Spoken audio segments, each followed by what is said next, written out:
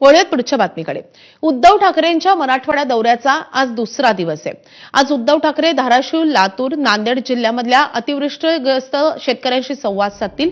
सकाळी 10 वाजता ते धाराशिवमधल्या करजखेडा तालुक्यामधल्या शेतकऱ्यांशी भेट घेणार आहेत आणि त्यांच्याशी संवाद साधणार आहेत।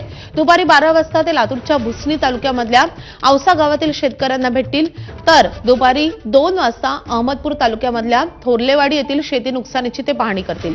4 वाजता नांदेड जिल्ह्यामधल्या लोहा तालुक्यामधल्या पारडी येथे ते शेतकऱ्यांशी संवाद साधणार आहेत।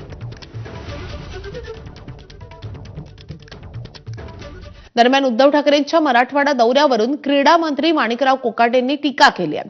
उद्धव ठाकरेंचा दौरा हा राजकीय स्टंट असल्याचं कोकाटे म्हणालेत, तर नियमाप्रमाणे शेतकऱ्यांच्या खात्यावर पैसे जमा होतील असंही यावेळी कोकाटेंनी सांगितलंय।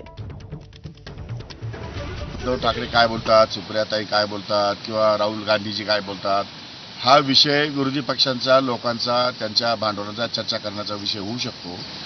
परंतु काही ज्या शेतकऱ्यांनी केवायसी केलं नसेल, ज्या शेतकऱ्यांचे पंचनामे झाले नसतील, त्यांना घर बसता कसे पैसे देणार शासन? पैसे तर सरकार देतंय, त्यांच्या नावावर जाण्यासाठी जी प्रक्रिया पार पाडायची आहे ती प्रक्रिया ते पार पाडत नाही आणि म्हणून ते फक्त राजकीयदृष्ट्या स्टंट करतात असं माझं मत आहे।